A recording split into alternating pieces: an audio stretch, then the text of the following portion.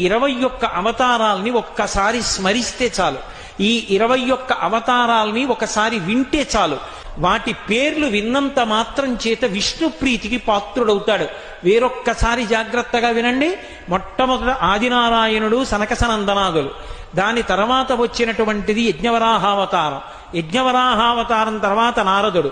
నారదుడి తర్వాత నరనారాయణుడు. నరనారాయణుల తర్వాత వచ్చినటువంటిది కపిలావతారం. కపిలావతారం తర్వాత దత్తాత్రేయావతారం.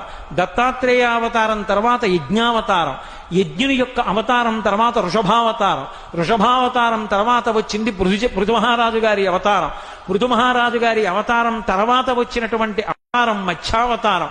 తర్వాత కూర్మావతారం. తర్వాత ధన్వంతరి. తర్వాత మోహిని. తర్వాత నరసింహుడు. తర్వాత వామనమూర్తి. తర్వాత పరశురాముడు. తర్వాత రాముడు. తర్వాత రామచంద్రమూర్తి. తర్వాత బలరాముడు.